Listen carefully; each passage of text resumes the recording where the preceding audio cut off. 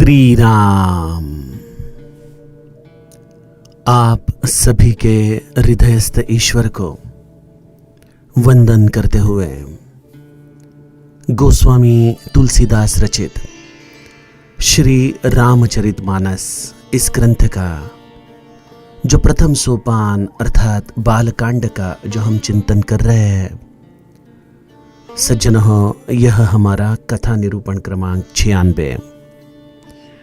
हमने पिछले कथा विभाग में माता पार्वती के जन्म की यह कथा सुनी।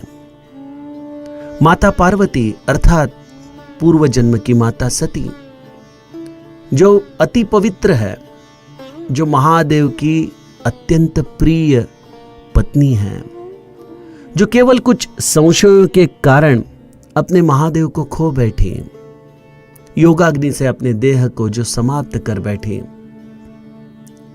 लेकिन ऐसे माता सती को अत्यंत पवित्र देह प्राप्त हुआ माता पार्वती का। एक अत्यंत सुंदर कूल में शुचिनाम श्रीमताम गेहे योग भ्रष्टो भी जायते, इस उक्ति के आधार पे हिमालय के गोद में माता पार्वती ने जन्म लिया। और यह केवल पुराण की कहानी नहीं है कि एक व्यक्ति रेखा खत्म हुई और दूसरी व्यक्ति रेखा शुरू हो गई। माता पार्वती अर्थात भक्ति। और हमारा यह हृदय भी एक प्रकार से शैली तो है, एक पर्वत तो है, जिसे हम पाषाण हृदय कहते हैं। ऐसा पाषाण तो है ये। लेकिन ऐसे पाषाण हृदय में जब भक्ति जन्म लेती है तो इस हृदय में कितने स्थित्यंतर हो जाते हैं। वह व्यक्ति जैसा पहले था उससे बिल्कुल बदला हुआ हमें अनुभव में आता है। ऐसा भक्त, उसके लक्षण इस पार्वती जन्म की कथा के आधार से हम पिछले कथा विभाग में समझने की कोशिश कर रहे थे। गोस्वामी जी ने हमें माता पार्वती के जन्म के पश्चात हिमालय में किस तरह से सकल सिद्धि संपत्ति तह छाई यह भूमिका समझाई। वैसे ही भक्त के जीवन में भी सकल सिद्धि और संपत्ति, उसकी इच्छा हो या ना हो, वह आके वहीं पे अपना निवास कर लेती है। भक्त किस तरह से असांप्रदायिक होता है, यह हमने माता पार्वती के जन्म के पश्चात जह तह मुनि न सुआश्रम कीन है, इस चौपाई के आधार से हमने समझने की कोशिश की। अतिशय सुंदर फल और फूल, नाना प्रकार के वृक्षों को इस हिमालय में पार्वती जन्म के पश्चात प्राप्त हुए हैं। जो वृक्ष फल ना दे, फूल ना दे, वह किसी के क्या काम का है। तो जीवन जो लोगों के लिए समर्पित करे, ऐसा फूल, ऐसा सुगंध जिसके द्वारा प्रस्थापित हो, और जो लोगों को जीवन में जीने की अदा एक रस प्रदान करे, ऐसा फल, यही तो है भक्ति का जीवन। और भक्ति प्राप्त होने के पश्चात जो प्रतिभा हमारे जीवन में आविष्कार लेती है, उस प्रतिभा के द्वारा अनंत प्रकार के रत्नों की खदान स्वयं ही प्रकट हो जाती है। और यही गोस्वामी जी हमें इस पार्वती जन्म के पश्चात जो यह स्थित्यंतर हिमालय में हो रहा है उसके द्वारा समझा रहे हैं।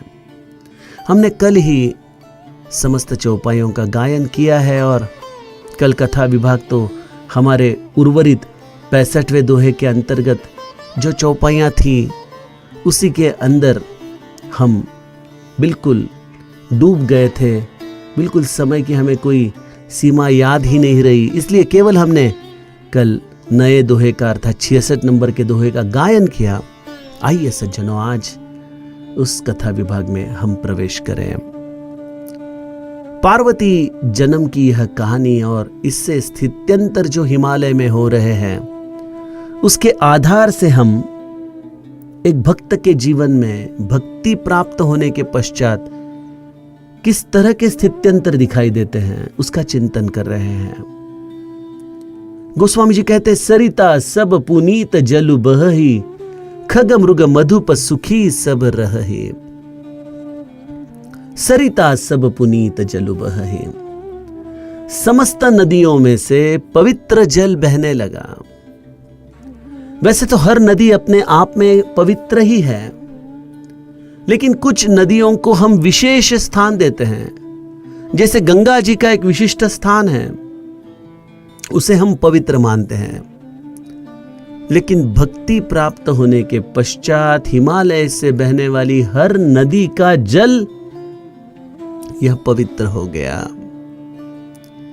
सज्जनों, अर्थ तो यही है कि आपके जीवन की सरिता शायद इतनी निर्मल ना हो, शायद इतनी पवित्र ना हो, लेकिन आप जिसके शरणागत हो, आप जिसके आश्रित हो, एक बार उससे आप सन्मुख हो गए और उसने आपको बड़े प्रेम से स्वीकार लिया, तो समझ लो आपका जीवन पूर्वायुष्य कितना भी अपवित्र और अपावन रहे, अशुद्ध रहे, लेकिन उसके पश्चात भी हर उस व्यक्ति को भक्ति प्राप्त होने के पश्चात पवित्रता आ जाती है। और इसका सबसे उत्तम उदाहरण है वाल्मीकि ऋषि, जिनके जीवन का पूर्वाश्रम हम देखते हैं, जो एक प्रकार से चोरी करते हैं, जबरन डकैती करते हैं, खून लूटपाट करते हैं,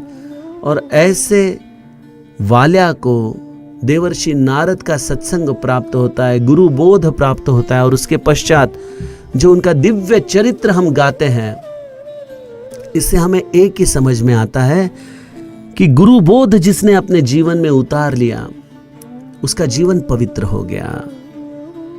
तो यह केवल किसी एक व्यक्ति की या किसी एक घराने की ही परंपरा नहीं है कि केवल वही पवित्र हो जाए। सरिता सब पुनीत जलु बहहे, समस्त सरिताएं पवित्र हो गई है। और अगर मैं मेरे वैयक्तिक रूप से इस चौपाई का चिंतन करूं तो मुझे ऐसा लगता है कि हमारा यह हृदय शुष्क है, पाषाण है। हमारे आंखों में नमी तो है, लेकिन संसार के लिए है। हमारे जो स्नेही हैं, हमारे जो आसक्ति से हमने जिनको ये मेरे हैं ऐसा सोचकर बांध के रखा है, उनके प्रति हमारे नेत्र सजल हो जाते हैं। लेकिन कभी मेरा राम कैसा होगा, उसका चरित्र कितना दिव्य है, इसके आधार से क्या हमारे नेत्र कभी सजल होते हैं? ईश्वर के लिए जब हमारे आंखें नम हो जाएं, जब उसमें से यह प्रेमाश्रु बहने लगे, तो वही सबसे पवित्र जल है दुनिया का। और वही आश्रु जब संसार दुखों से ईश्वर की विस्मृति में हम बहें, तो शायद वह नदी शुद्ध हो सकती है, लेकिन पवित्र नहीं हो सकती है। तो सज्जनों, इसलिए ईश्वर के अनुराग में जीवन जीना, यही भक्त के जीवन की कला है। उसके विरह में वह दिन रात रोते रहता है। मेरे सूरदास रोए, मेरे कबीर रोए, मेरी मीरा रोई। परमार्थ ये रोने का शास्त्र है। उधर अश्रु ही ईश्वर का तीर्थ है। और ऐसे अश्रु जिसे प्राप्त हो जाए, बहुत बड़ी ईश्वर ने कृपा की है सज्जनों हमारे ऊपर। सरिता सब पुनीत जलु बहहे, खग मृग मधुप सुखी सब रहहे। गोस्वामी जी कहते हैं, पशु पक्षी भ्रमर सभी जीव अत्यंत सुख से विहार कर रहे हैं। अर्थ सीधा है, यह प्रकृति एक अन्न प्रक्रिया से जुड़ी हुई है, जिसे हम अन्न साखड़ी कहते हैं। एक चेन है, छोटी मछली को बड़ी मछली खाएं, इस तरह से ही यह अन्न प्रक्रिया हमें इस सृष्टि में दिखाई देती है, और इसलिए हर जीव हमेशा डरा हुआ रहता है, क्योंकि उसकी मृत्यु उसके अगल बगल में ही कहीं तो रुकी है, उसका इंतजार कर रही है, और जो उसको मारने वाला है वह भी नहीं जानता कि उसका भी इंतजार कोई और कर रहा है, क्योंकि वह भी तो किसी का तो खाद्य ही है। और यह केवल पशु पक्षी और जानवर में ही अन्न प्रक्रिया है ऐसा नहीं, मनुष्य भी जब अपना मनुष्यत्व भूल जाता है तो बिल्कुल उसी तरह से बर्ताव करता है। जो समाज में दीन है उसका शोषण करना, यही तो मनुष्य का यहां पे कर्तव्य बन जाता है। तो इस तरह से आदमी भी सहमा हुआ है। जो कमजोर है वह हमेशा अमीरों से, बलवानों से शोषण के डर में जीते रहता है, और जो अमीर है वह हमेशा अपने से जो अमीर है उनके द्वारा कहीं मेरा कत्ल तो न हो जाए, इस सोच में डरा डरा हुआ जीवन बिताते रहता है। क्या यह सृष्टि की समस्त जो यह प्रक्रिया है यह भक्ति प्राप्त होने के बाद खत्म हो जाती है? नहीं।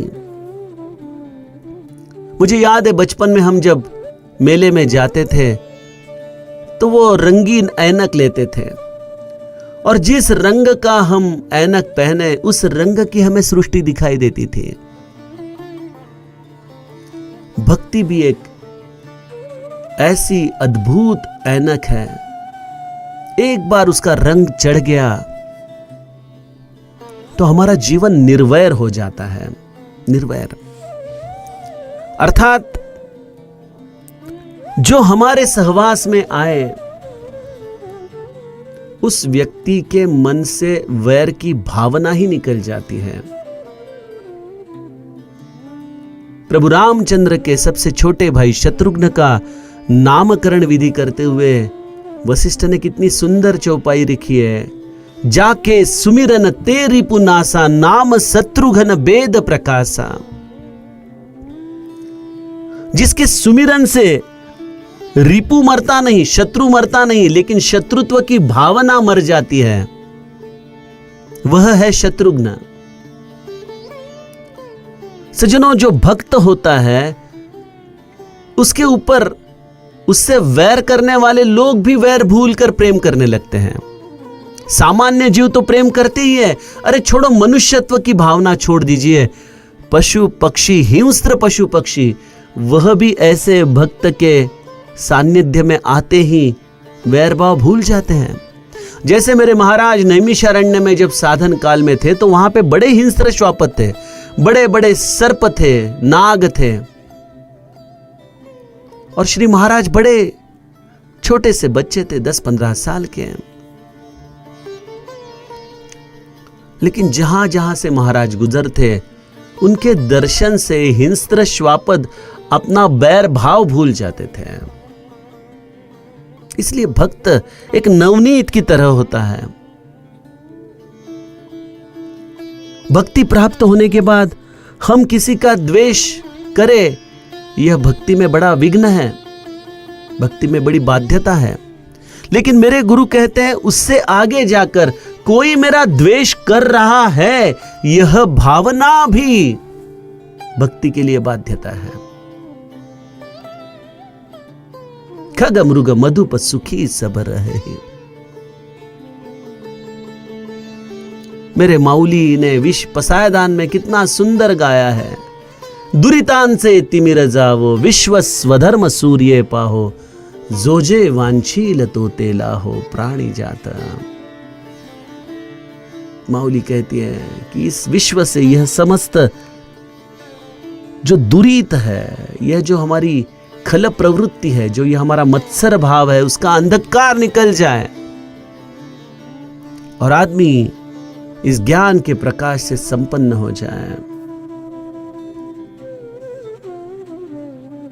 गोस्वामी जी कहते हैं, सहज बयरु सब जीवन त्यागा, गिरि पर सकल करही अनुरागा।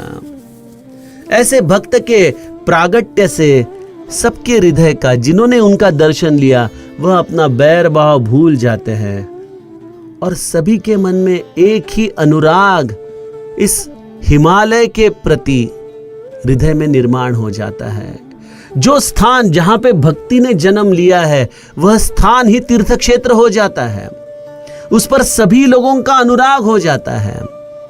देखिए, आज हम जो संतों के तीर्थ क्षेत्र में जाते हैं, जैसे चित्रकूट में जाए, तो चित्रकूट को यह तीर्थ क्षेत्र किसने किया?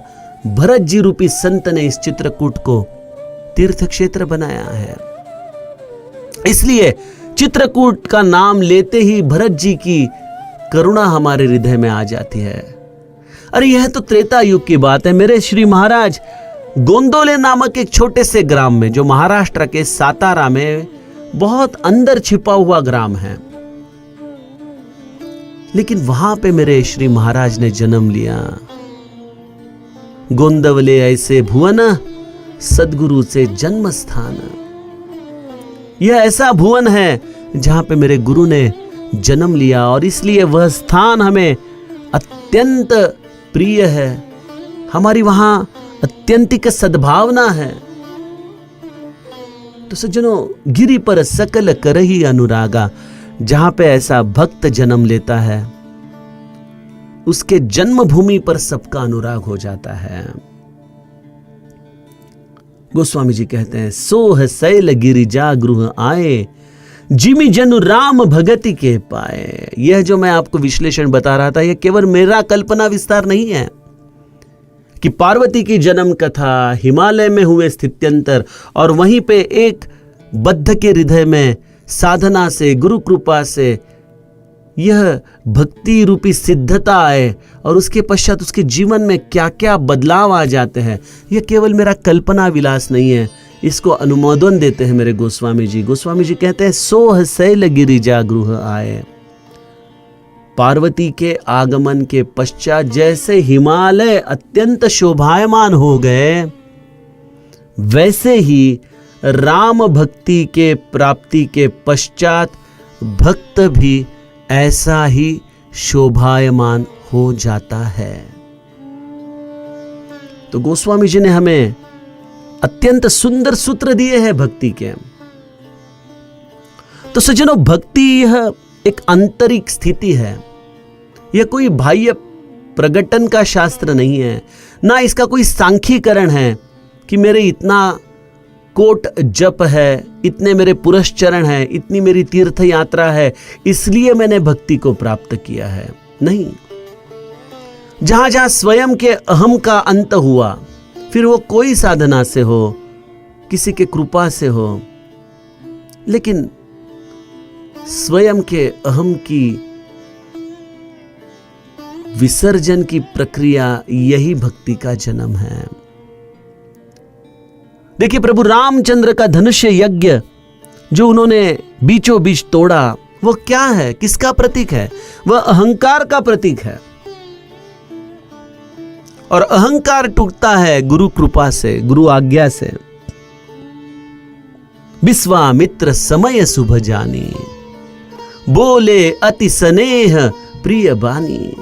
उठहु राम भंजहु भव चापा, मेटहु तात जनक भवतापा। उठो राम, उठो, जाओ और उस धनुष्य को तोड़ दो, जिसके द्वारा जनक का यह संताप मिट जाए। मुझे ऐसा लगता है कि जब विश्वामित्र ने यह शब्द कहे, तभी वो धनुष्य टूट गया था और मेरे प्रभु निमित्त मात्र भव सव्य साचिन, इस तरह से केवल चलते गए उस धनुष्य यज्ञ के पास और उसे प्रत्यांचा लगाया, वैसे ही वो टूट गया। सज्जनों, स्वयं के अहम की आहुति देना, यही भक्ति की प्राप्ति है।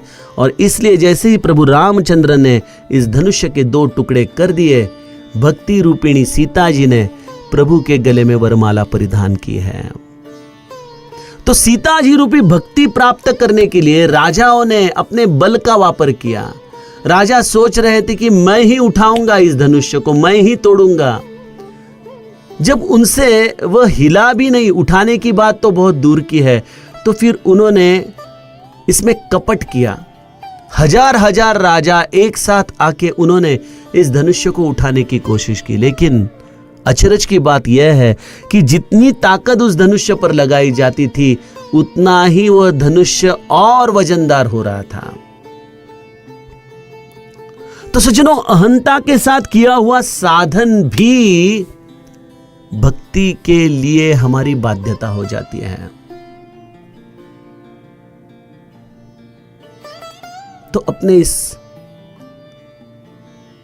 कर्तेपन की भावना से, मैं कोई तो हूं, इस भावना से तिलांजलि देकर अगर हम गुरु आज्ञा के द्वारा उन्होंने बताए हुए मार्ग से चले और उनके कृपा की राह देखें, तो एक क्षण आएगा जब यह अहंकार रूपी धनुष्य हमारे हृदय का टूट जाएगा और यह भक्ति रूपिणी सीता जी, यह पार्वती हमारे हृदय में प्रकाशित हो जाएगी।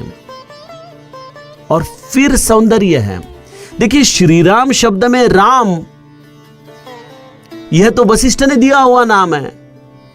जो आनंद सिंधु सुख राशि, सी करते त्रैलोक सुपासी, सो अस धाम राम अस नामा। उसका नाम तो राम लिखा है, लेकिन यह फिर श्री राम कैसे हो गया? कभी आपने सोचा है उसके प्रति? तो राम को जब श्री प्राप्त हुई सीता जी के रूप में, तब वो जाके श्री राम हुआ है। तो सज्जनों, ये श्री में ही यह भक्ति समाई हुई है। और वह श्री जब प्राप्त होती है तभी आपके जीवन में यह सौंदर्य आ जाता है। जिमि जनु राम भगति के पाए। गोस्वामी जी कहते हैं कि उस भक्त का जीवन कैसा होता है? नित नूतन मंगल गृह तासु, ब्रह्मादिक गावहि जसु जासु। हिमालय के घर में, पर्वतराज के घर में नित्य नवीन मंगलोत्सव होने लगे। हर दिन कोई ना कोई उत्सव है। और ऐसे उत्सवों को देखकर ब्रह्मादि देव देखिल अत्यंत अचरज से इन उत्सवों की तरफ देखने लगे कि अरे, ये हर दिन कैसे उत्सव मना सकता है? सज्जनों, बात सीधी है। जो स्वानंद रूपी भक्ति को प्राप्त करता है उसके लिए नित्य हर दिन उत्सव है, आनंद है। आनंद के सिवा उसके पास कुछ नहीं है। उसे आनंद के लिए कोई कारण ही नहीं चाहिए। प्रसन्नता प्राप्त करने के लिए उसे कोई बाह्य परिस्थिति की जरूरत ही नहीं है। इतना आनंद अंदर भरा पड़ा हुआ है कि ऐसे आनंद को देखकर ब्रह्मदेव भी शर्मा जाते हैं कि अरे, हम इस आनंद से परे है। मेरी ही सृष्टि में आकर आप मुझसे ज्यादा आनंदित कैसे हो सकते हो? क्या है आपका राज आनंद का? ब्रह्मा अधिक गावहि जसु जासु। ऐसे ब्रह्मा देवादि भी जिसका जस गाते हैं। ऐसा भक्त का जीवन है। हर दिन मंगलोत्सव है उसके जीवन में। उसकी डिग्री कम ही नहीं हो सकती आनंद की। ऐसे स्वानंद सम्राट चक्रवर्ती हो जाता है भक्त। और फिर एक बार आपने वह स्थिति प्राप्त कर ली, आपके जीवन में वह भक्ति अवतरण हो गई, तो फिर आप सही मायने में परमार्थ के गुड़ बन चुके हो, शक्कर बन चुके हो, एक मिठास बन चुके हो।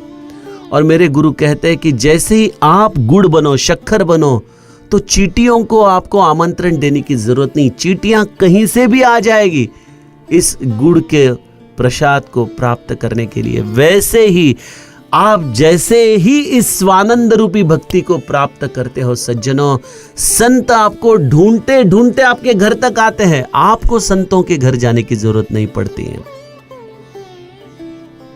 तो ऐसी पार्वती इस हिमालय के नगर में जन्म ले रही है और उसका समाचार लेने के लिए वैकुंठ से देवर्षि नारद आए हैं। नारद समाचार सब पाए, कौतुक ही गिरि गेह सिधाए। देवर्षि तो यह समाचार ढूंढते ही रहते हैं। देखिए, हम देवर्षि नारद के प्रति बड़ा व्यंगात्मक वचन कहते हैं कि हमारे मराठी में कहा जाता है कि कळ लाव्या नारद, अर्थात जो जहां जाए वहां पे जो कुछ ना कुछ तो चापलूसी करे और झगड़े लगाए, ऐसे व्यक्ति को हम नारद कहते हैं। क्या नारद वह तत्व का नाम है? आपके हिसाब से देवर्षि कौन है? देवर्षि नित्य विचरण करने वाले इस पृथ्वी लोक के एक ऐसे महत तत्व है जो हमेशा आपके हृदय में झांक कर देखते हैं कि आपके हृदय में क्या कोई भक्ति का अवतरण हो रहा है। और मुझे लगता है कि शायद वो निरंतर विचरण करते हैं क्योंकि उन्हें ऐसी व्यक्ति बड़ी दुर्लभता से प्राप्त होती है। हम सभी लोग अपने हृदय में केवल विषय लेके ही बैठे हैं, इसलिए देवर्षि मंदिर ते मंदिर करी सोधा, इस तरह से हर व्यक्ति के पास जाकर शायद इस भक्ति की अवस्था देखते रहते हैं। लेकिन जब उन्होंने देखा कि इस हिमालय की नगरी में कुछ विशेष आनंदोत्सव चल रहा है, हर दिन आनंदोत्सव चल रहा है, तो उन्होंने यह समाचार प्राप्त करते ही हिमालय के ग्रह पे जाने का निश्चय किया।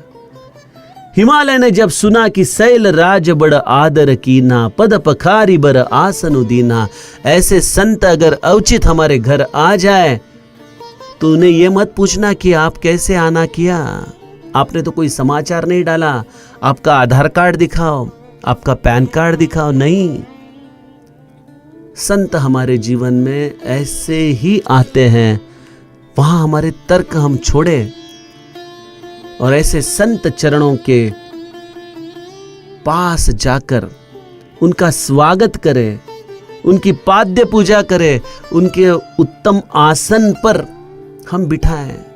हम तो सामान्य जीव हैं, हम कहेंगे यह कलयुग चल रहा है, यहां पे कौन से देवर्षि नारद, यहां तो सब कालनेमी है, किसको हम संत समझे।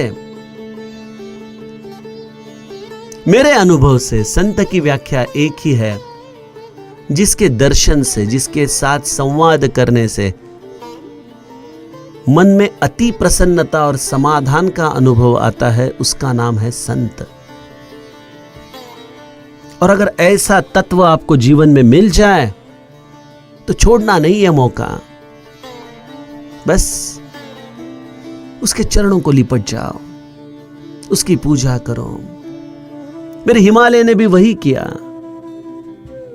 नारी सहित मुनि पद सिरु नावा, चरण सलील सबु भवनु सिंचावा। और हिमालय केवल स्वयं देवर्षि के चरणों पे गिर नहीं पड़े, अपने पत्नी के समवेत उन्होंने देवर्षि को नमस्कार किया और उनकी पाद्य पूजा करके उनके चरणों दोग को अपने समस्त गृह में उन्होंने निछावर किया। उस चरणोदोग के द्वारा उन्होंने अपने सब स्वयं को अत्यंत बड़भागी समझा। देखिए, हिमालय कौन सी भूमि है? संत चरणोदक की भूमि है। यह है, इस भूमि में वह चेतना है। हिमालय ने स्वयं को इस संत चरण रज से शुद्ध किया है और इसके कारण हिमालय अपने आप को बड़ा भाग्यवान समझता है। और मैं ये हमेशा उदाहरण देता हूं कि स्विट्जरलैंड के आल्प्स पर्वत में जाओ या अंटार्कटिका में जाओ, लेकिन जो हिमालय की चेतना है वह हिमालय की चेतना है। अन्य प्रकृति के रूप से शायद और सुंदर हो, लेकिन हिमालय में से जो एक सकारात्मक ऊर्जा उसके दर्शन से हमें प्राप्त होती है, इसका कारण है उस भूमि पर तपस्या किए हुए अनंत संत। और इसलिए हिमालय अपने आप को बहुत भाग्यवान समझता है। निज सौभाग्य बहुत गिरी बरना, सुता बोली मेली मुनि चरना। हिमालय ने अपने कन्या को बुला लिया और पार्वती जो छोटी सी है उसको मुनि के चरणों में अर्पित करते हुए उन्होंने देवर्षि को एक ही विनंती की, त्रिकालज्ञ सर्वज्ञ तुम, गति सर्वत्र तुम्हारी, कहु सुता के दोष गुण, मुनि बर हृदय बिचारी। हे मुनि, आप त्रिकालज्ञ हो, सर्वज्ञ हो, आपका संचार हर जगह पर है, क्या आप मन में विचार करके मेरे कन्या के कुछ दोष गुण मुझे बता सकते हैं? एक पिता की भावना वह देवर्षि के पास व्यक्त कर रहा है। आइए सज्जनों, यहाँ से आगे का कथा विभाग हम कल के कथा चिंतन में सुने। जानकी जीवन स्मरण, जय जय राम।